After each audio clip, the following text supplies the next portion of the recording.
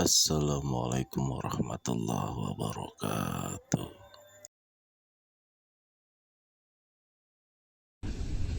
Didinya Syekh Syarif Hidayatullah nitah cicing ka putrana nungaran Syekh Maulana Hasanuddin. Hasanuddin maneh tapak tah di dieu di batu ieu.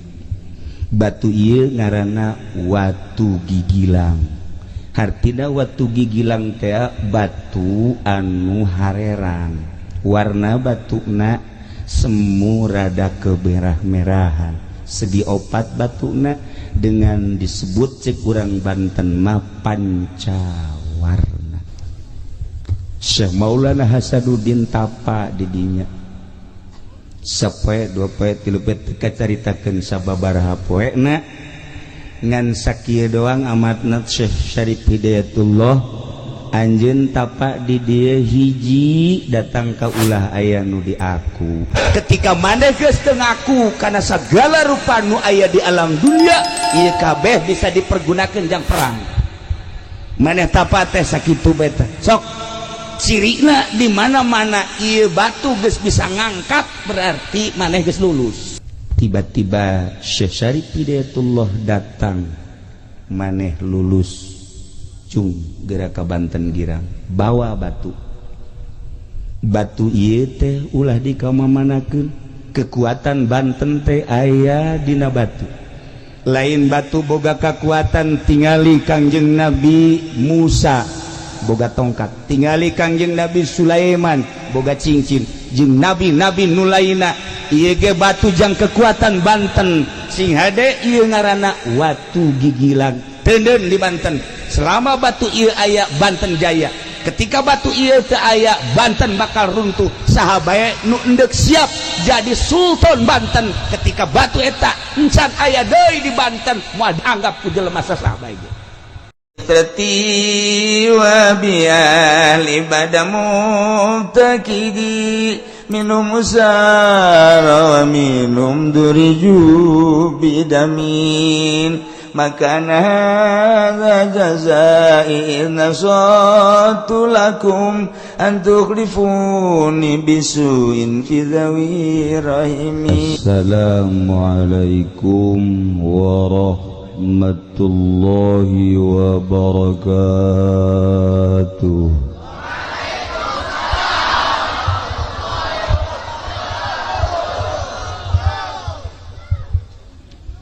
Alhamdulillah wassalatu wassalamu ala rasulillah wa ala alihi wa sahbihi wa mawala amma ba'du. Faqala Allah ta'ala fil Qur'anil Karim wa huwa asdaqul qailin wa dzakir fa inna dzikra tanfa'ul mu'minin. Al-ayah.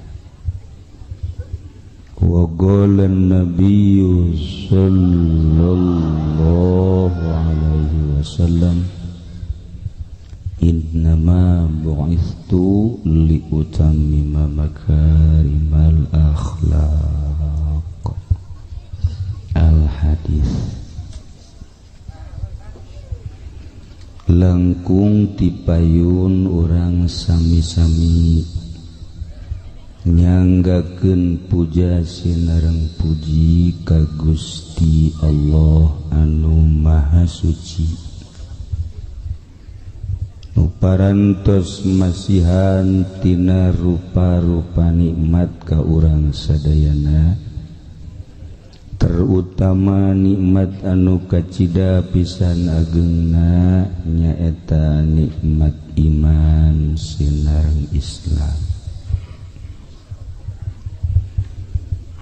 Shalawat sing lareng salam mugia dilimpahkeun ka junjunan alam Kangjeng Nabi urang Kangjeng Nabi Muhammad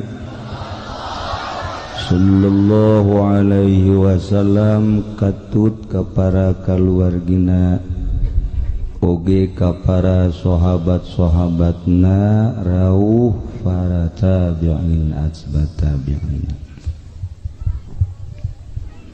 al-mukarramun para alimil ulama para asatid para tokoh masyarakat wabil khusus kersana Abah Haji Din Abah Haji Odam oge Abah Haji anu dipengkereun simkuring Abah sahakara Abah Haji Sawitra ta Sawitri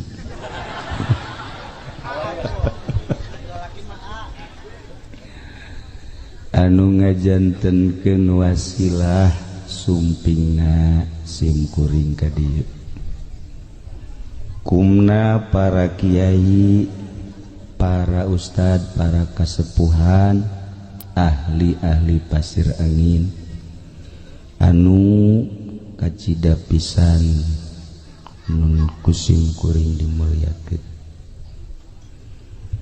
aparatur pemerintahanana sipilna militerna anu alhamdulillah dina saah ayeuna eksis polisi ABRI selalu hadir dina riungan-riungan boh ngariung maulidan termasuk di judi alhamdulillah hadir baik hendak di akhirat dage polisi saparok ka surga saparok ka neraka alhamdulillahirabbil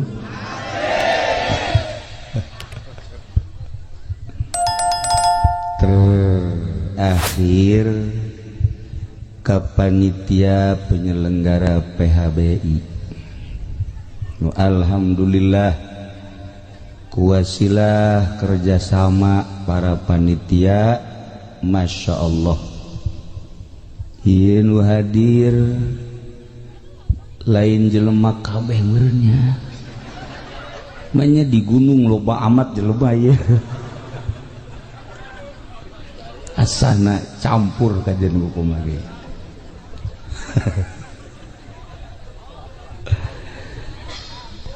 simkuring nyangka di gunung mah paling ge 100-200 ieu mah jelema ngarebu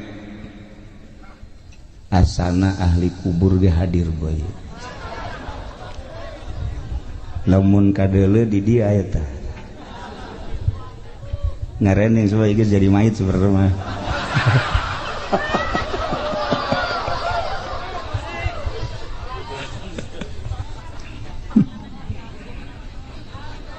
kalayan inayah ti Gusti Allah alhamdulillah dina wengi ieu urang sadayana khususna simkuring Masya Allah bisa nyaba ka kampung Pasir Angin baheula mah bejana be aya lembur Pasir Angin aya Masjid Karuhun dikersakeun keur pemuda teu boga tah kabogoh urang dieu heuh dikersakeun jadi teu datang ka dieu meureun ondanganana lain ondangan cinta makhluk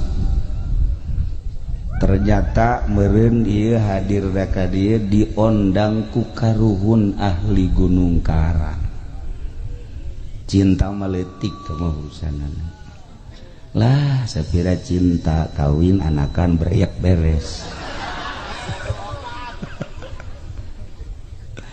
gesan tapi cinta ka para arwah ahli-ahli Allah ialah anu bakal manjang kekuatan keyakinan urang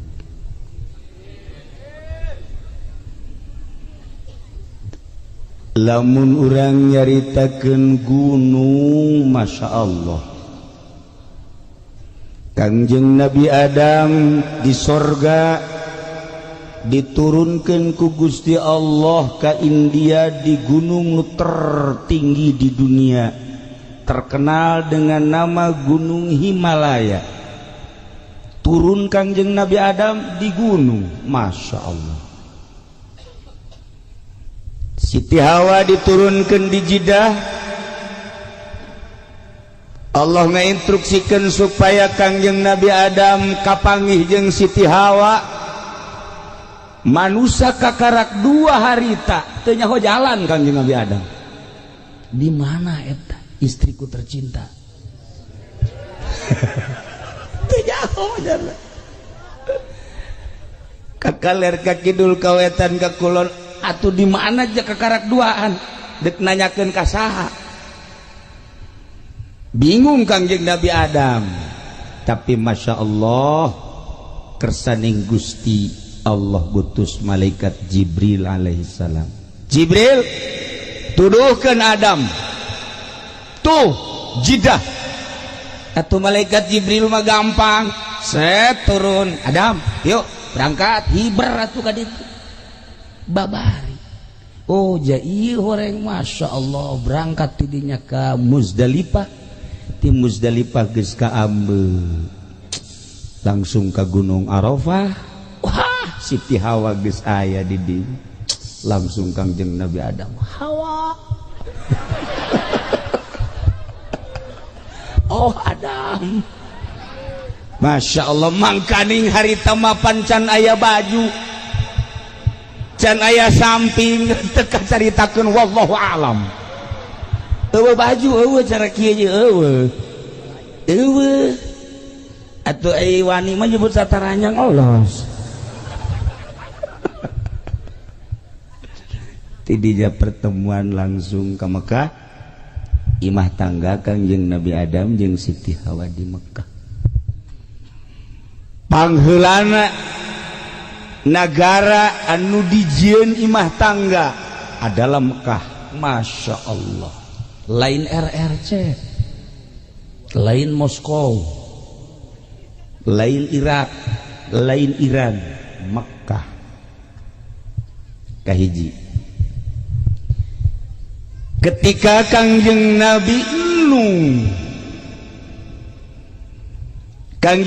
Nuh dakwah 1000 tahun, umatna anu iman ngan 50 1000 tahun dakwah. Nu iman ngan 50 buang ka warahna pohara. Eueuh nu iman ka Allah, eueuh nu iman ka Kangjeng Nabi Nuh. Anyar keneh ti Kangjeng Nabi Adam ka Kangjeng Nabi Sis, ti Kangjeng Nabi Sis ka Kangjeng Nabi Idris, kemudian Kangjeng Nabi Nuh alaihi salam. Manusia geus nyembah ka patung, geus nyembah ka batu. Dituduhkeun ku Kangjeng Nabi Nuh alaihi salam 1000 tahun cuma menang 50 manusia. Abah Haji Idam adi mah kuari ieu encan 1000 tahun jelema nu narurut geus ratusan. Malah dekawin deui cenah berjalan. Kula tadi panggalana ngobrol di dia ngobrol kawin. Nyandung. Maksudnya lamun endek babari teh gampang sih. Lain jang kula, jang ieu jang eta.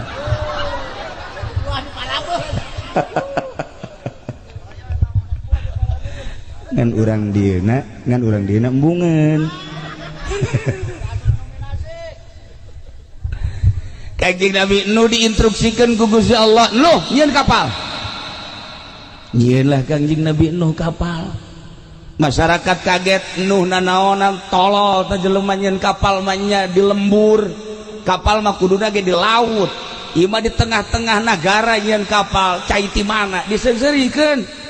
Gancang carita da makajeun, seungseurikeun ge ieu mah perintah Allah.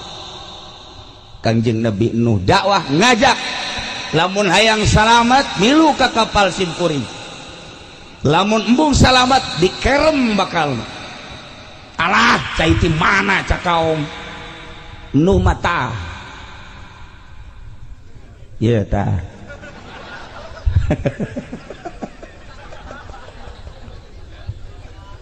Tapi kersaning Gusti atuh emang dek dikerem keluarlah cai.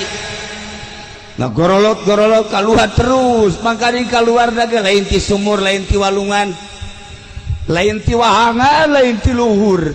tapi eta cai keluar ti paranti masak. Naon paranti masak? Ti hau. Model keluar cai ti hau. Terus golontor. Oh, gede kakerem naraek lah ka kapal. Cuman 40 pasang. Kangjeng Nabi Nuh putrana 4. Hiji Kanan, 2 Yafis. Nu 3 mah iman, Kanan mah henteu. Yafis Ham, Sam iman, Kanan mah putra Nabi sorangan kafir. Rahasia Allah Subhanahu wa ta'ala. Angkleng-angklengan kapal Kangjeng Nabi Nuh morek nyaritakeun dongeng Kangjeng Nabi Nuh deuk nyaritakeun ge singgahna kapal Kangjeng Nabi Nuh dina Al-Qur'an dicaritakeun judi di Gunung Judi. Kuari dengan terkenal Gunung Ararat Turki. Geus kayahoan kuari geus kapanggih panjang kapal Kangjeng Nabi Nuh, lebar kabunyu kapal Kangjeng Nabi Nuh lantaran aya di Gunung Judi. Masya Allah geus ngabatu jadi batu di gunung. Mentak gunung boga sejarah panjang. Orang mau nyaritakeun tentang gunung. Begitu Kangjeng Nabi Musa dek mukalamah jeung Gusti Allah panggil ka Gunung Tursina, Sinai wattini wazaituni watturi sinina wa hadzal baladil.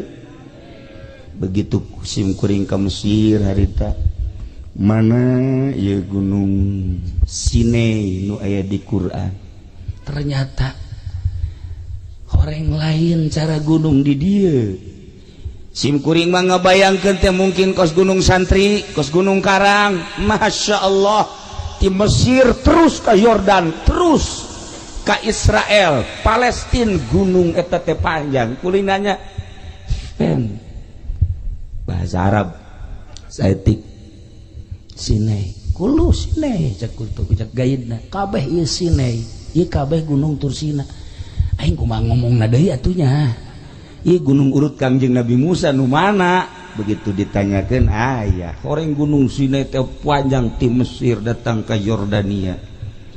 Ngan ayah hiji gunung urut mukalamah Kangjeng Nabi Musa alaihis ketika dipanggil ya Musa ikhla na'laik. Tidinyalah gunung anu bersejarah Gunung Sinai. Ketika Kangjeng Nabi urang umur 35 tahun naik mendekati umur 40 tahun. Satahun deui ka diangkat jadi rasul dikersakeun ku Gusti Allah. Loba teu hayang kapanggih jeung jelema, hayangna nyepi Kangjeng Nabi.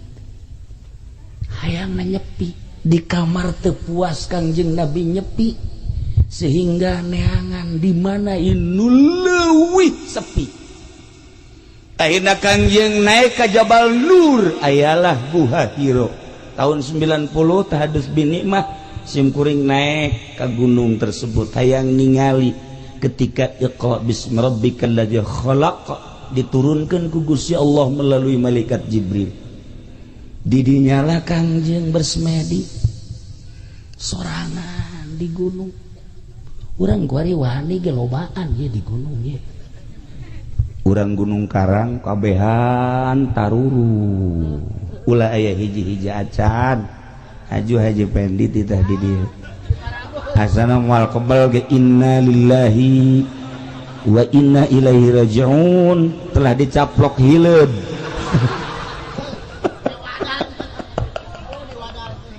geus jasada modar emang teu sangar kitu Gunung Karang. Masya Allah lain lah lagat. Nah ieu gunung sehingga Kangjeng Nabi bersemedi kholwah ibadah mantep ka Gusti Allah nu ngahalangan. Tafakur salat Kangjeng meja encan diinstruksikeun. Pas umur 40 tahun di gunung etalah turun iqra bismi rabbikal ladzi khalaq khalaqal insana min 'alaq iqra wa rabbukal akramul ladzi 'allama bil qalam 'allamal insana ma lam ya'lam. Gegeter Kangjeng, kageter Kangjeng. Begitu turun Iqra, ya Muhammad Iqra, ma ana biqoriin. Cek Kangjeng kuring mah teu bisa maca. Iqra ya Muhammad, ma ana biqoriin, kuring teu bisa maca. Iqra 3 kali, Iqra Iqra Iqra, ma ana biqoriin. Ditangkep ku malaikat Jibril, langsung dibacakan Iqra bismi rabbikal ladzi khalaq khalaqal insana min 'alaq sakumaha tadi. Kangjeng malaikat Jibril naik di ke langit, Kangjeng Nabi turun ke handap dengan ngegeter, diberi wahyu Iqra bismi rabbikal ladzi khalaq. Di gunung turun, Masya Allah. Lamun nyaritakeun tentang pergunungan-pergunungan, begitu simkuring nyaba ka Kiai Zainuddin di Lombok, almarhum Ki Zainuddin langsung Pak tempel jeung simkuring nyaritakeun kieu. Di Lombok gunungnya tinggi-tinggi. Di Jawa banyak gunung tapi gunungnya tidak terlalu tinggi. Untuk di Indonesia gunung tertinggi adalah inilah gunungnya. Gunung tertinggi melambangkan bahwa manusianya tinggi-tinggi. Jakulah japarene jelema nama. Japarene. Horenganan luhur ge lain luhur jelemana. Neangan nu luhur jelemana, neangan nu kasep jelemana, neangan nu gagah tanagana ambalaya. Tapi horeng hatena mah teu wauheun ka Allah. Taba jelema leutik nu kos kitu mah paeh jadi seuneu neraka. Dik daraonan neangan nu gagah, dik daraonan neangan anu kasep, dik daraonan neangan anu jekrem, aya teu wauh ka Allah mah. Mantak nu kudu diteangan teh awewe teh nu geulis, nu sugih, nu pinter, nu wauh ka Allah. Perasaan tiis kana hate. Geulis aya di nyana, pinter aya di nyana, Masya Allah. Turunan aya di nyana. Tarariis wauh ka Allah mah. Nawaran kan ka salaki. Ya pan wauh ka Allah. Kakak mumpung ora kene, jaimah geus teger, mobil geus boga, perusahaan jageus aya. Kak, atuh laksanakeun ayat Quran, fankihu ma tobalakum. Pan aya wauh ka Allah mah tarariis kana hate. Masya Allah neng, sugan teh neng teu kitu. Gegeraan sakena atuh mumpung ngara kene, ngan lamun kakak kawin kula anterkeun ka bapak. Tah mah tolol. Teu wauh ka Allah tah pangaranna, nu wauh mah moal. Nu wauh mah moal atuh nawaran teh ikhlas. Shod ikhlas. Ya kari. Ieu carita gunung. Tahun 1526 mulai Islam nyerang ke Banten. Cuman 1 tahun kekuatan Islam utusan Demak dari 1526 hanya sampai 1527. Tidinya dikuasai deku Hindu. Tarurunlah Portugis, tarurunlah Denmark, tarurunlah Inggris, turunlah Belanda, turunlah RRC, turunlah Saudi Arabia, ngumpul kabeh di Banten. Nuntung nu kumpul kabeh di Banten. Kumpulna di Banten teh teu warau ka Allah kabeh ge. Nu nyembahna ka batu, nu nyembah ka kayu, nu nyembah ka tatangkalan, nu nyembah ka panon poe. Acak-acakan Banten teh. Masya Allah karim. Tahun 1670 Demak ngutus Sunan Cirebon, Sunan Gunung Jati, Syekh Syarif Hidayatullah beserta putrana Syekh Maulana Hasanuddin berangkat Syekh Syarif Hidayatullah jeung Syekh Maulana Hasanuddin ti Cirebon ka Banten duaan can aya mobil can aya kendaraan nu sejen ti Cirebon berangkat ka Banten cuman 1 jam naik naon cenah kiai wallahu a'lam beja nama pereum doang aya babacaan la ilaha illallah mal dibacakeun ya ku si direkam engke aing mah teu bisa hiber sia bisa deui rugi aing moal wakalanan ke ka Abah Haji beta bebejana tah moal waka eta mah kudu ojol jeung sapi sajam di Cirebon masyaallah kula mah naik mobil aya aturan naik Avanza rada lambat naik Innova rada cepet kuari mah kebenaran naik Lexus cepet tapi naik Lexus ge asal dibarengan bae ku ieu angel pembawaanna ieu Masya Allah aneh kula ge mata kadang-kadang aya dibawa kumaha teu dibawa kumaha nu ukuran ditempuhna kudu 5 jam ieu mah 12 jam bawaan berabe iya be orang ieu kuari orang kan memperingati Kangjeng Nabi mapan manusia terganteng terkasep terpinter ingat ke Kangjeng Nabi kasep Kangjeng Nabi mah ingat ke Kangjeng Nabi ganteng Kangjeng Nabi mah ingat ke Kangjeng Nabi pinter Kangjeng Nabi mah ingat ke Kangjeng Nabi segala-galana di Kangjeng Nabi jadi orang memperingati jelema nu ganteng jeung kasep Kangjeng barang neuleuh ka dieu iya kari atuh teu akur teh angkat perasaan ngadenge Kangjeng Nabi na Masya Allah neuleuh ka dieu hayang utah lamun neuleuh beungeutna tapi lamun neuleuh hatena leuwih kejam iya kari nah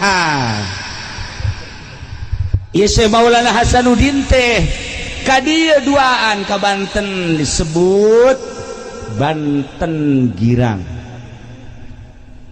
begitu ningali peradaban manusia kekokohan kebiadaban anu luar biasa kerajaan dikuasai ku 3 raja 1 Raja Siwa 2 Raja Darga 3 Raja Brahma aya 4 terkecil Raja Ganesha Masya Allah buatan lain bantrak-bantrakeun munajat Syekh Syarif Hidayatullah jeung Syekh Maulana Hasanuddin kudu kumaha ieu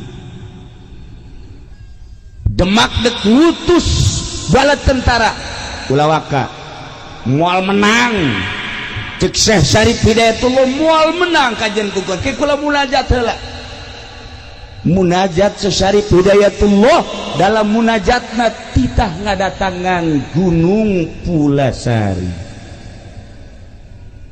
duaan datang ka dinya naik begitu naik ternyata aya kerajaan di Gunung Pulasari aya kerajaan lain lalagaan nu menguasai Banten teh Raja Siwa Raja Darga Raja Brahma Raja Ganesha anu kekuatan gaibna tanding saat eta dek merangan Raja Brawijaya dek merangan Raja Pajajaran dek merajang semua narajum kabeh ge tanding di dieu teh lain lalagan gagahna pohara munajat Syekh Syarif Hidayatullah begitu munajat deui kita naik ke Gunung Karang naik duaan ternyata antara Gunung Karang jeung Gunung Pulasari di dinya aya nu keur tapa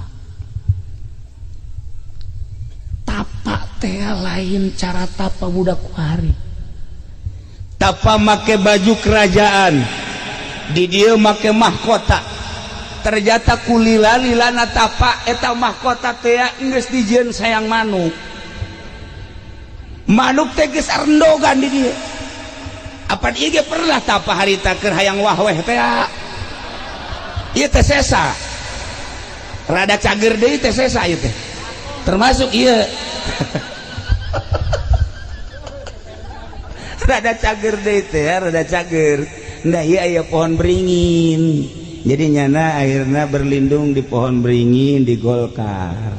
Alhamdulillah ya calon neraka kene lah ya. Masya Allah didinya lah Syekh Syarif Hidayatullah menyapa ka jelema nu keur tapa. Begitu disapa ditanya bentak, begitu bentak adu kekuatan mata, begitu adu kekuatan mata hudang make adu kekuatan batin ternyata teu sakedeung. Sapoe, 2 poe, 3 poe, 4 poe, 5 poe, 6 poe, 7 poe kakarak tumbang eta nu tapa. Ternyata nu tapa ngaranna Brata Guru Sampang. Brata Guru Sampang eleh ku Syekh Syarif Hidayatullah, tidinya langsung asup Islam. Begitu baca 2 kalimat syahadat, beres baca 2 kalimat syahadat, cik Brata Guru simkuring alhamdulillah menang hidayah ngan simkuring moal ilu campur tentang Gunung Karang, Gunung Pulosari jeung Banten. Simkuring mah erek indit ti dieu ngahiyang tah. Didinya Syekh Syarif Hidayatullah nitah cicing ka putrana nu ngaran Syekh Maulana Hasanuddin. Hasanuddin maneh tapa tah di dieu di batu ieu. Batu ieu ngaranna Watu Gigilang. Hartina Watu Gigilang teh batu anu harerang. Warna batuna semu rada kemerah-merahan. Segi opat batuna dengan disebut cek urang Banten mah pancawarna. Mun hayang nyaho ieu batuna teh. Lainna dibikeun. Ieu asal ka Banten dipake ieu batu ieu mah asal teu ka Banten henteu. Ulah sambarangan.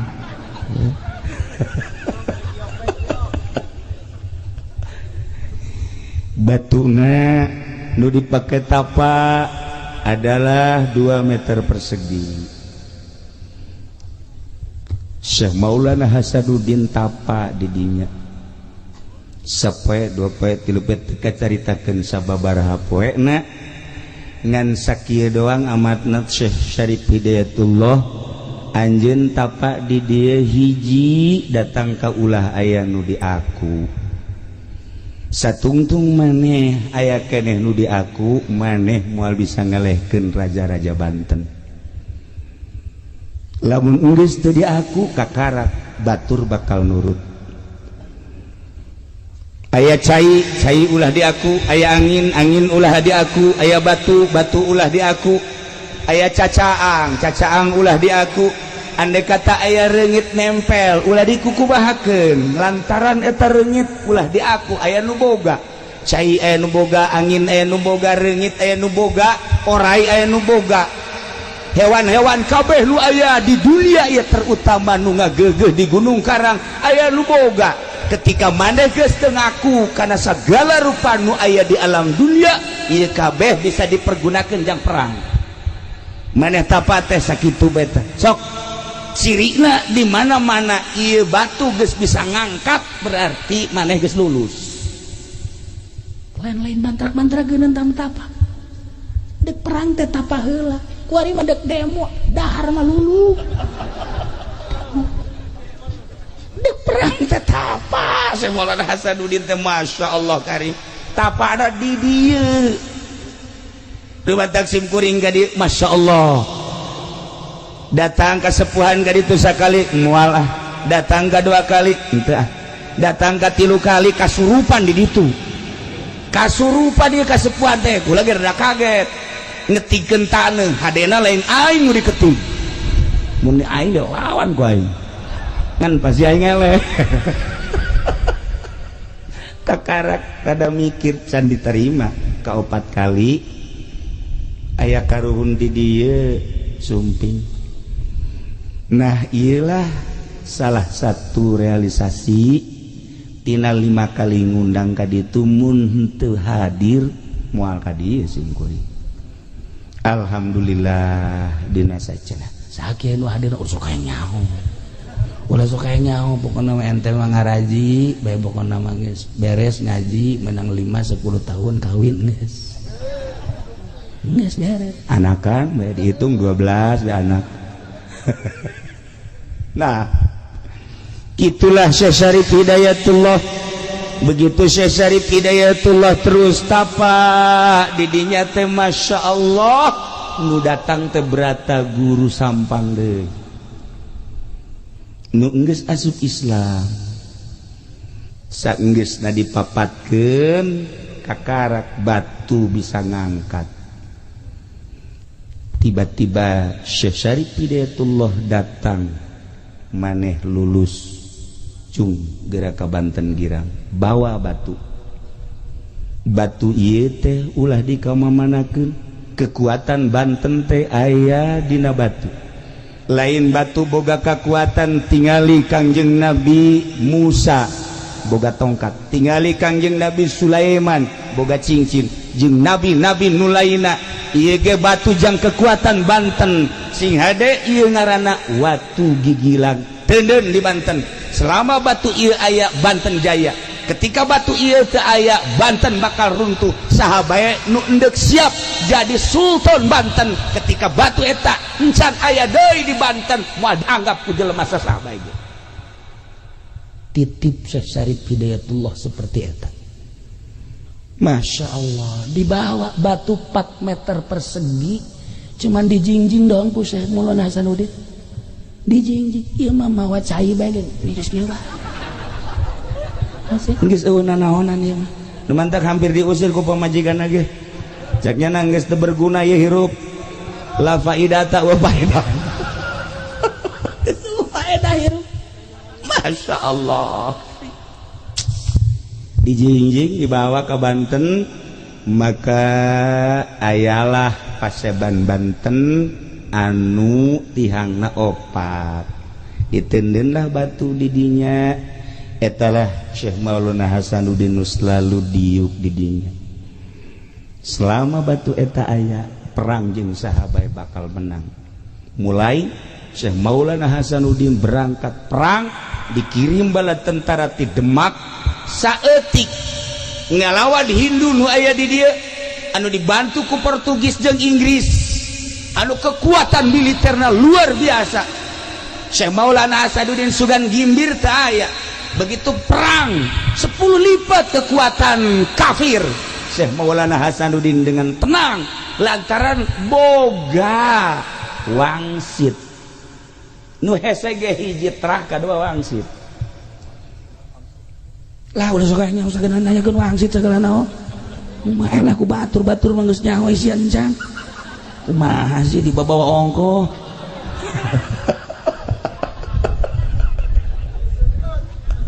aduh Masya Allah dah begitu ngayakeun perang anu bala tentara militer saeutik ti Demak hampir eleh menghadap ka Gunung Karang. Cik Syekh Maulana Hasanuddin ya Allah eueuh di aku kusim kuring cai nu Gusti angin nu Gusti batu nu Gusti saat ieu abdi teh dek negakeun kalimah Allah dek negakeun li'ilai kalimatillah la ilaha illallah hayang ngislamkeun Banten dengan tugas di Demak jeung tipun Bapak maka abdi nyuhunkeun pertolongan ti Gusti aya suara hayang make naon angin maka angin dikirim ti pasir angin serius sehingga ada ieu sejarah serius andai kata geus manggi sejarah eta alhamdulillah andai kata insan catat lain lalagaan andai kata aya di sejarah alhamdulillah andai kata eueuh seperti eta bisa dipertanggungjawabkeun walaupun kula kakarak menang habar 2 poe ti urang dieu sarua bae ulah sok kadatangan nu kitu tah kemari Kiai PI maot Begitu turun di mobil aya budak letik mapang budak letik dah kasep lain cara kolot kieu kasep berangkat ke masjid aya digigireun kula jadi imam Allahu Akbar jelema ribuan terus nuturkeun makam ka makam nguburkeun nyana di dieu tah di dieu ngobrol jeung kula ngobrol naon cenah cak di Nurjaya tah rahasia tuh nyana ge aya nyaho nanti ngobrol naon cenah ge sok aya nyaho bae ngobrol cinta ye ngobrol geus beres kula talkin eueuh kula nanya Ki Nurjaya saya teh budak leutik ci sugan teh bawaan kiai cenah nanya deui ka adik kula ci sugan teh saha teu nyaho nanya deui ka hiji kiai jak kula heuleuh cenah kiai neuleuh deui bangsa nu ka kos karaya wah ieu mah ka hijab di kieu mah tuh henteu nu kieu mah bangsa nu karaya mah moal mun orai neuleuh bangsa nu leuleuh ngomongnya na ngobrol jeung kula eueuh ieu ge aya nu datang masyaallah ieu horeng pasir angin teh pernah dicokot diundang ku Syekh Maulana Hasanuddin ketika perang ngelehkeun Hindu anginna ti dieu ieu pasir angin teh lain lalawaran mantak ayalah jampe paranti ngadatangkeun angin henteu kudu lobaan ka Jakarta demo teu kudu eta mah endek masalah tinggal diondang bae angin pasir angin coba tuh Ahok kubruskeun habak beres hayus ya asal geus datang angin pasir angin masyaallah lain lalawar di aya liangna ngan liangna teu kadeuleu nu kadeuleu liang anak we di dieu mah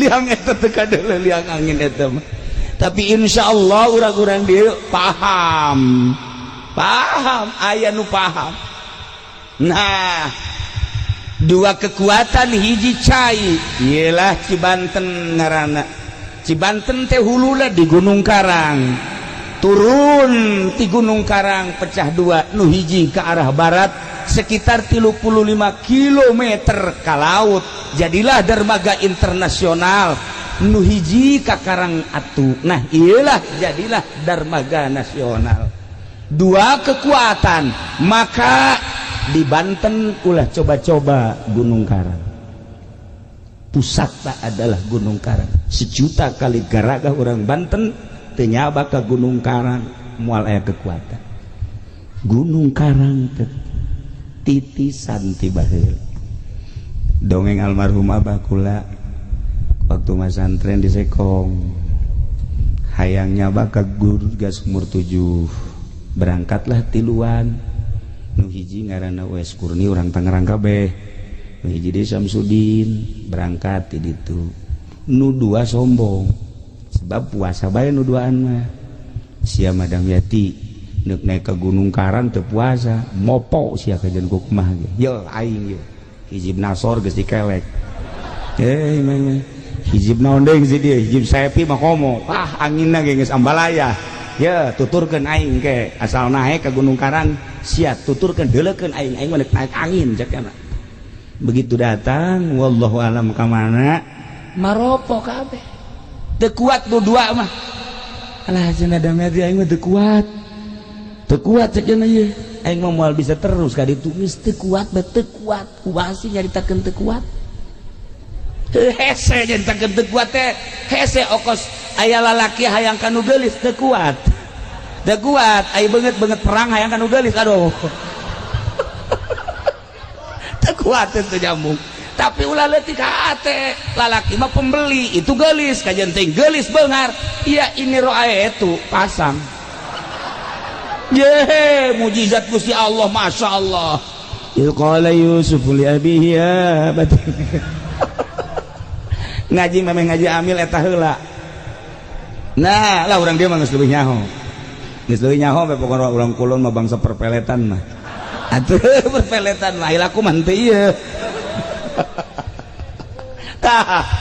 Tapi almarhum Abah kula Masya Allah ketika tawadu di hadapan Gusti ya Allah ya Rabbi abdi mah ngarasa puasa tilok dahar beki wiridan tilok tapi abdi hayang kapatilasan Syekh Maulana Mansur di luhur abdi teh hayang datang ka tiba-tiba kunaon aya rumawa wallahu alam sabaraha menit datang ka luhur teh sorangan ai batur aing eueuh sakieu ieu aing sorangan cai loba sieun ku sebab lo sorangan bae di luhur di jamaah tu mandi dan lain sebagainya turunnya jalan mana ya ceknya sebab tadi perem datang ke luhur tapi tidinya dengan penuh ketawaduan deui tiba-tiba dibawa deui datang deui ka babaturan keur ngagaloler Masya Allah rahasia Gunung Karang namun dibawa takabur bahaya sebab lain baheula bae kuari emang eueuh ieu anu keur tapa aya nu keur tapa di Gunung Karang kuari urang Jawa Timur kabeh urang Jawa Tengah jeung Jawa Barat termasuk Banten eueuh nu keur tapa kuari di Gunung Karang urang Jawa Timur nu geus turun 5 poe ka tukang urang Jawa Timur kene tapa di Gunung Santri di Gunung Karang di Banten balik kita mampir ka imah moal dicaritakeun ka ditu nama ngan urang Jawa Timur kuari aya kene urang Jawa Timur ieu teh geus dieusian kudu tapati baheula datang ka kuari nah panjang urang mun nyaritakeun Gunung Karang mantak hadiahna ge teu barang sambarangan ulah ge tadi rada ngageter tita hadiah padahal urang dieu bae tapi kukula dihadiahan lalaunan teu meunang kadenge ku batur lauur oh geus hadiah berata guru teh aya bae. Nah iyalah Banten Masya Allah cai bisa digunakan jang perang di dia mah ulah sambarangan angin bisa digunakan jang perang ngan nu hese de kunci na nu hese ge eta ngadatangkeun angin kumaha lamun salah ngadatangkeun angin lain bisa pakai ke perang nyanana kena tsunami ieu pernah yang ngundang angin pernah ngajeledag pernah dibawa ke Grogol saya pikirnya.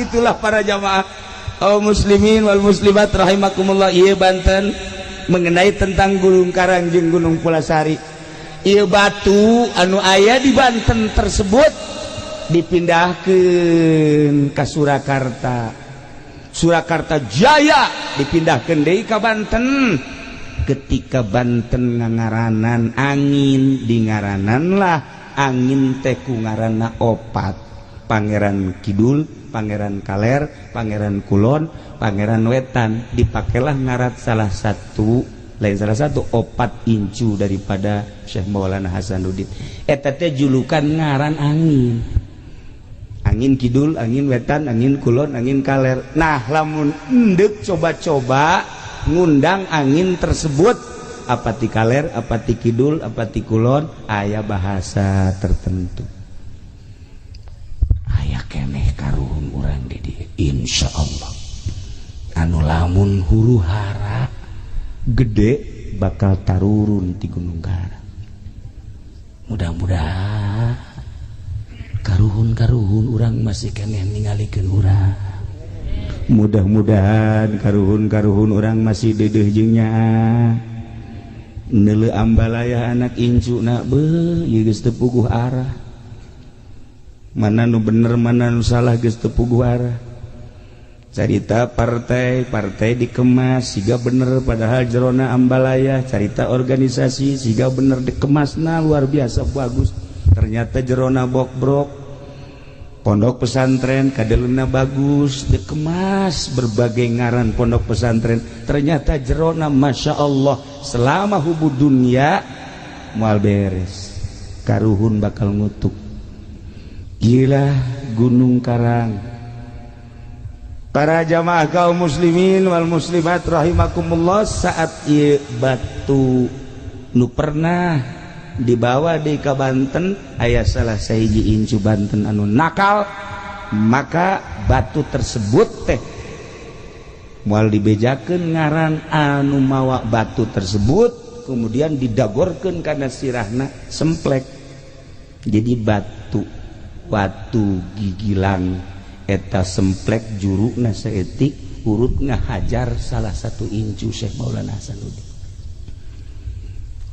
aya dipindah-pindah kuari eueuh di Banten urang tinggal nungguan batu eta sebab kejayaan Banten tetap terletak tandana di batu eta lamun encan aya sahabae nu endek muncul jadi sultan jadi raja moal bisa sebab nu bakal jadi raja di Banten mah tetep tiba heula ge raja wali wali raja raja wali wali raja kudu make koma ulah raja wali bates sia eta mah RCTI eta mah raja wali wali raja selain wali moal bisa Banten lamun dicaritakeun tentang bakal karamean Banten dijajah deui ku RRC sebab aslina ge Hindu bakal terjadi Inggris bakal asup deui ka Banten bakal Belanda bakal asup deui bakal cuman tetep nu bakal numpas Arab-Arab kene percaturan tentang Banten seperti eta selama batu encan muncul deui tetep Banten moal boga kekuatan gitulah sejarah ala kadar urang kuari sabodo tama tentang eta ieu mah supaya nyaho bae heulana masih panjang lalakona urang sebagai generasi sing hade sebab Kangjeng Nabi muncul dengan kekuatan anu luar biasa tapak Kangjeng Nabi Musa muncul dengan kekuatan anu prima tapak Wali Sanga muncul dengan kekuatan anu prima tapak Syekh Maulana Hasanuddin babat Banten pada tahun sekian sampai tahun sekian dilanjut ku Syekh Maulana Hasanuddin Syekh Yusuf dilanjut Syekh Mapai dan lain sebagainya tarapak kabeh lamun urang kuari jadi kokolot jeung jadi kiai masih keneh beuki duit proposal pamarentah ulah harap menang Banten urang jadi kiai masih keneh ngarorodan duit partai moal harap Banten jaya urang kuari jadi kokolot atau jadi kiai ustad masih kene kabombro jeung kabita ti duit-duit ti haritanu wah ajur Banten maka jeung ajur sakali deui siata nu neruskeun mata aing mah toser doang seperti eta dek narima dek henteu hak ente kabehan sekedar sejarah kekuatan Banten dicekel ku ahli-ahli tapak urang boga Syekh Mansur urang boga Syekh Hasnawi Syekh Hasnawi teh raja Banten cuman masdur mantap ketika renovasi diberi kewenangan Syekh Hasnawi Caringi setelah eta kadieuna teu muncul kembali insyaallah engke ge aya kuari ge geus daratang gakula nu negara di sultan alah ieu ge hayang jadi raja atau jangan koang-koang Masya Allah karim alhamdulillah lamun di Banten geus aya nu diangkat di sultan aya deui nu hiji hayang dinobatkeun dia jadi mangga bae tah mah mangga bae ai pas eueuh masalah tapi kula geus ngangkat sorangan raja setan alhamdulillah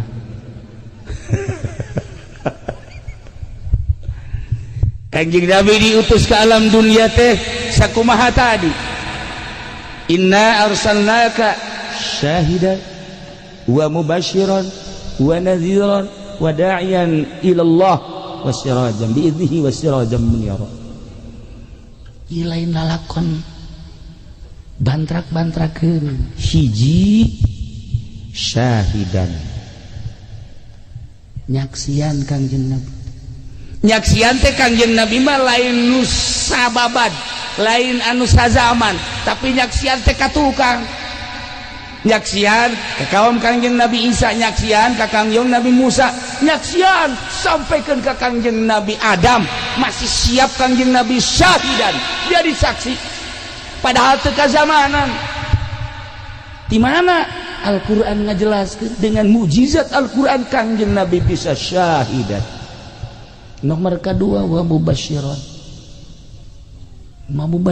teh Kanjeng Nabi bawa berita sorga Surga teh batana ge lain menang nyen ti Cisoka lain dikirim ti Pandeglang lain. Batana ge tidak inten permata, anu inten mah sagede korek api, sagede korek api miliaran. Cincin ieu bae ya, cincin ieu ya dibikeun ge anu daek. Nah iyalah sorga teh lamun kuari dibocorkeun sagede jarum, sagede jarum bocor sagede jarum. Ieu sinarna sinar panon poe bulan bintang surem kabeh ieu sorga. Bidadarina lamun nyiduh bidadari ka laut amis kabeh. Lamun sigir bidadari ditololkeun setik bae ka dieu teu kudu make listrik. Saangna pohar nu neuk numpakanna sagede kieu. Terido aing mah. Terido mun di sorga nya nah haju kos kieu ye kos kieu di sorga aja numpakan bidadari protes aing. Hai malaikat Ridwan kaluarkeun ieu. Emang gua terido aing mah panjang potongan ku ieu naekan bidadari. Da aing mah protes. Protes tetep baik lamun banget kos kieu atuh boro-boro di sorga kuari ge urang sebel atuh kan meureun lain ka sorga teh ingan nya ge diganti beungeutna lain nu ieu beungeut teh naon atuh beungeut kos kitu sorga ganti casing nya ganti aduh casing nu ieu mah masyaallah.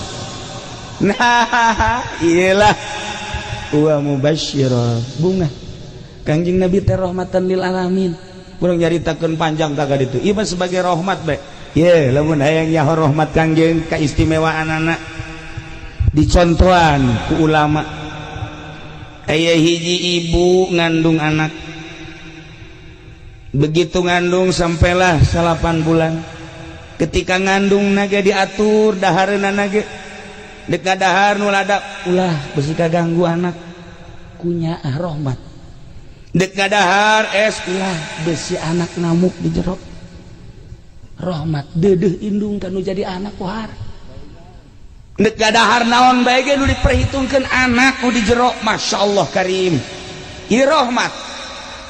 Menang 8 bulan borosot lahir ka dunia diurus ku indungna teu meunang ceuri disusuan susu kurang cai usahanya ngadahar sayur mayur dipencetan supaya kalaluan geus buku bapak nama tuh geus kudu dicaritakeun tah mah eta amunisi terus disusuan gede Masya Allah keluar saya si kade kan ngasuh ge si ade lalaunan ku dedeh jeung nyaa indung gede-gede disakolakeun ngaji kebeneran anakna teh awewe sakolakeun balik neng kade nya balik sakola kudu gegeraan balik mama melang ka neng bisi anu ngaganggu bisi aya nu aduh macem-macem mak lamun neng can datang ka imah mama masyaallah teu ngeunah dahar teu ngeunah nginum kade neng si neng nasi anakna badung emak tidak tahu diri gede kelas genep HP geus boga mulai kelas genep geus SMS-an indung nangan neng ulah osok main HP eta mah aduh pagawean dajal tah bagus itu mah naon dajal mah dada jeung bujal si emak ulah geus dinasehatkeun anak beuki mah SMP Badung kita ngaji henteu kita balik henteu sakadaekna bae emakna terus bae nganasehatan sing adeneng anakna kancola begitu datang ke SMA anak teu bisa diatur ganeng cerewet boga emak nyaho ala modern beunana kuari mah geus aya di planet mana emak ortodok hatena geus pohara jasa ka indungna guys mal kebal deui racun ku aing bener diracun emak diracun ngan diracunna lalaunan ke batu ke benge racun menang 2 poe racun deui mana geus oho-ohoan batuk bae kenapa sih ya cek anakna aing bebas hirup hayang bebas hirup lantaran batuk ngehkeh bae otomatis kan ke dokter begitu ke dokter periksa ku dokter hasil visum dokter ternyata terjangkit racun mak cek dokter ibu mah ini kena racun itu siapa yang racun coba panggil anaknya tanya begitu tanya dengan kelihayan pertanyaan polisi nunanya ternyata ngaku bahwa si neng nu ngaracun. Masya Allah cek polisi ibu karena ini anak telah meracun ibu dan meracunnya adalah terencana maka sama dengan akan membunuh ibu dengan direncana tidak ada lagi kecuali harus dibunuh. Kumaha ibu kudu dibunuh apa ente terserah teh geus jahat-jahat teh cuman pelaturan harus tanda tangan bahwa anak harus dibunuh melalui tanda tangan ibu. Ibuna nuker muriang dibere selembaran untuk tanda tangan pembunuhan anak dibere pulpen tanda tangan cek polisi anak akan segera dieksekusi bunuh begitu dek tanda tangan ragag pulpen polisi itu anak abdi masa sih ku abdi dihamilkeun ku abdi dilahirkeun ku abdi diasuh ku abdi dididik lamun sampai abdi ngabunuh anak moal abdi kajen teuing anak rek ngabunuh ibu masalah tapi kudu abdi ngabunuh anak moal polisi geus tah urusan abdi sampai hati kudu abdi tanda tangan dibunuh moal eta rahmat. Seorang ibu tidak mungkin akan membunuh anaknya. Ieu rahmat anu gede jasa. Kangjeng Nabi mah leuwih tibatan indung nu tadi rahmatna ka umatna. Bayangkeun nya anak Kangjeng Nabi ketika orang dipanggil saurang-saurang ditimbang amal, panggil Haji Pede. Ya. Begitu dideuleup salatna kurang bagus. Komo husu eueuh jasa. Puasa kitu keneh zakat ilok sama sakali. Wah, geus pupur ieu nih mah. Cek malaikat ieu aja kudu digusur ka neraka. Cek Kangjeng Nabi ulah waka di ka nerakakeun. Kos kieu ge nyana pernah maca salam, pernah maca sholawat di hatena aya ngaran aingan cek Kangjeng Nabi. Geus ulah dideuleuh Haji Pendina emang nyana mah suluh neraka. Tapi nu dideuleuh Muhammadna. Ku deudeuh jeung nyaahna Kangjeng Nabi. Lamun cacak-cacak Kangjeng Nabi polisi mah kuabeh ka neraka. Ka neraka atuh bisa beleun masyarakatnya polisi mah. Atuh mana polisi pigeunaheunana coba ge urang teh motor tangkap polisi. Eueuh SIM tilang. Mantak naon sih jawau, Pak? Sekali-sekali nanti harus hati-hati ya. Suratnya bawa, SIM-nya bawa. Udah dah, sekarang mah karena saya kenal dengan Bapak, udah saya ampunin. Ayo nu polisi kos gitu. Di mana aya polisi kos gitu? Polisi kos gitu mah disembah wae. Nya mah ka adina ge nangkep bae ka adi. Adi ditangkep, bapana ge ditangkep bae bego jasa. Tapi di akhirat tetep ka surga polisi ge. Lamun osok maca sholawat. Polisi begitu diseret ku balikat Malik dibawa ke mana eta? Iya polisi keheula polisi ubasa umat anjeun coba bareng di dalam waduh Tito ya nah tapi wala-wala diseret sebab aya baca sholawatan cek Kangjeng Nabi hargai kaula leuwihnya akibatan indung kan menjadi anak Kangjeng Nabi mah leuwihnya ulah waka dikanarakakeun ulah geus hargai ieu hampir ka surga kabeh urang rahmatan lil alam. Masya Allah komo urang atuh ieu polisi lain abri lain sugih henteu ya ka surga lah jangan lolobana ka neraka manu sugih nu ka zakat cara si eta atuh polisi anu kejem henteu aya nu teu kejem mah abri anu kejem aya gorege abri teh ya abri teh baheula kieu malulu Bang wari barang ngaji ka Cilongok sadarnya alhamdulillah ieu insaf ya sesosokna lain lalagaan tuh baheula mau cek wari mah aman ya sorga ada apa ya tenang ya Pak iya udah nanti dilempar sama malaikat jangan jatuh aja ya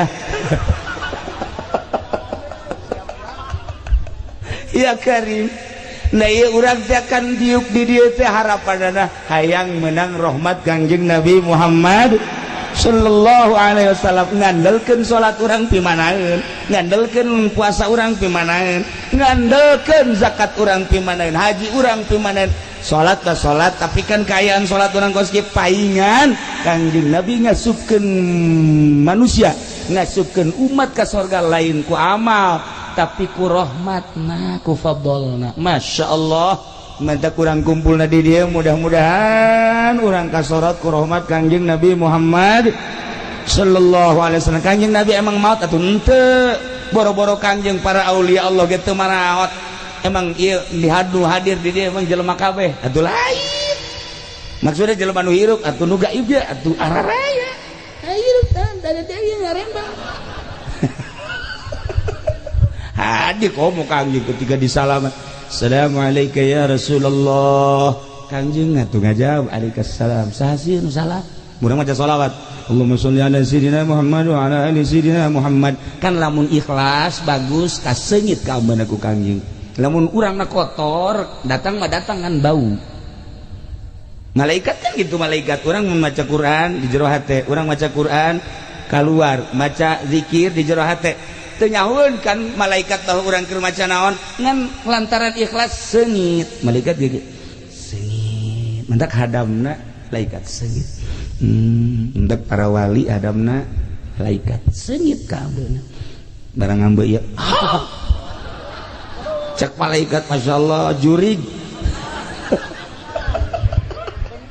bararau kamu tuh malaikat urang lamun zikir ya di masjid urang zikir atau wiridan atuh kaambe ku malaikat kumaha ikhlas jeung henteu bagus jeung henteu bakal kajahoanana engke tapi di dunia kene kajawan efek-efek tina wirid-wirid urang jeung ibadah-ibadah urang para jamaah kaum muslimin wal muslimat rahimakumullah sakali deui moal dicaritakeun kabeh tadi mubasysyiran wa nadhira wa da'iyan ila Allah nah ieu mah Kangjeng Nabi wa ma arsalnaka illa rahmatan lil alamin alam teh masih wallah tangkal kayu alam Kangjeng rahmatan lil tangkal kayu laut alam Kangjeng Nabi rahmatan lil laut batu alam Kangjeng Nabi rahmatan lil batu hewan-hewan nu aya di dunia ki alam Kangjeng Nabi rahmatan lil hewan mantap lamun urang geus kasorot ku rahmat Kangjeng Nabi urang geus mantap ka Gusti Allah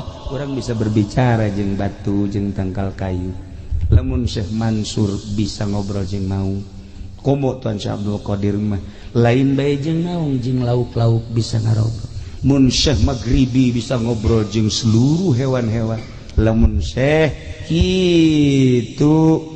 kitu Syekh Ahmad Kabir Rifai bisa ngobrol jeung nu gararaib atuh kuari ge sarua para aulia Allah teh bisa ngarobrol ieulah rahmat Kangjeng Nabi datang ke mana urang karahmatan ku Kangjeng Nabina karahmatanna datang ka syariat urang di makom syariat datang ke mana karahmatan ku Kangjeng Nabina rahmat Kangjeng Nabina datang ka thariqah urang aya dina rahmat thariqah Kangjeng Nabi rahmatna nyulusup ka sirrun min asrillah urang aya dina makom hakikat rahmat Kangjeng teh aya di makom hakikat gitulah para jamaah kaum muslimin wal muslimat rahimakumullah malam ieu urang aya di dieu kumpul dalam rangka ngagungkeun ka Kangjeng Nabi urang Kangjeng Nabi Muhammad sallallahu alaihi wasallam dicatat ku malaikat leuwih-leuwih ku Gusti Allah mudah-mudahan kumpulna urang di dieu dijadikeun umat Kangjeng Nabi Muhammad sallallahu alaihi wasallam belah dieuna urang dihijikeun jeung guru urang nu saleh jeung para aulia-aulia Allah belah dituna urang jeung Kangjeng Nabi urang saha anu teu indah ketika di akhirat engke bakal aya bendera wasiqal ladzina taqau ila jannati zumara jabanu takwa bakal digiring ke surga ila jannati zumara kelompok-kelompok aya bendera-bendera engke bendera di akhirat ulah salah neuleuh bendera ulah neangan bendera Golkar di masa cilaka bendera pada ulah di dunia ge ulah ajeuna ieu mah petilu ge nyungsem wari mah geus teu beres cenah PKB Alhadin Sawa geus bae benderana ge di akhirat ulah diangan bendera partai benderana la ilaha illallah Muhammadur Rasulullah geus di akhirat urang neuleuh bendera eta di bawah bendera eta berangkat menuju surga Allah Subhanahu wa taala nyaritakeun bendera loba nu dibikeun ka Sina Abu Bakar nu dibikeun Sina Umar nu dibikeun Sina Utsman Sina Ali Sina Husain Sina Hamzah dan lain-lain sebagainya termasuk guru-guru urang ke di akhirat dibere bendera ku Kangjeng Nabi urang geus urang nuturkeun salap guru-guru urang moal mislek kajen kukuman gitulah para jamaah kaum muslimin wal muslimat rahimakumullah simkuring atuh ngarasa bingah dina wengi ieu tiasa ka dieu ka pasir angin dongeng pasir angin ala kadar tadi geus ieu gunung karang ge ala kadar geus gunung Pulasarina geus kemudian batu-batuna geus malah aya julukan-julukan kampung-kampung eta teh di zaman Syekh Maulana Hasanuddin insyaallah ke iraha deui aya wangsit sarua bae ngadongengkeun tentang sejarah-sejarah nu patalina tapi jeung karomah-karomah nu patali jeung karomah lain saeutik di Banten teh insyaallah mun aya izin Allah ke urang carita deui ieu mah luar biasa dina wengi ieu sakali deui hapunten tina samudaya kalepatan sareng kakiranganana ieu urang ngadoa ka Gusti Allah Allahumma shalli wa sallim ala sayyidina Muhammadin fil awwalin wal akhirin wa barik wa sallim wa radiyallahu ta'ala an sadatina ashabi sayyidina Rasulillah ajma'in amin ya Allah ya rabbal alamin Allahumma arham ummat sayyidina Muhammad Allahumma ajbur ummat sayyidina Muhammad Allahumma aslih ummat sayyidina Muhammad Allahumma farrijan ummat sayyidina Muhammadin sallallahu alaihi wasallam Allahumma anfa'na bima 'allamtana wa 'allimna ma yanfa'una wa zidna ilman wa yaqinan wa zidna ilman wa yaqinan wa zidna ilman wa yaqinan walhamdulillahi ala kulli hal wa na'udzu billahi min kulli hali ahli an-nar Allahumma hdina siratal mustaqim Allahumma hdina siratal mustaqim Allahumma hdina siratal mustaqim siratal ladzina an'amta 'alaihim minan nabiyyin wasiddiqin wasyuhada'i wassalihin wa hasuna ulaika rafiqa dzalikal fadlu minallahi wa kafa billahi 'alima wa shalli wa sallim ala jamil anbiya'i wal mursalin walhamdulillahi rabbil alamin sakali deui simkuringnya haja teu ngadongengkeun tentang perjalanan Syekh Mansur anu ieu di dieu aya sababaraha tinggal Syekh Mansur insyaallah mun panjang umur ke urang bahas sakitu bae wallahul muwaffiq ila aqwamit thoriq wassalamualaikum warahmatullahi wabarakatuh Alhamdulillahirabbil alamin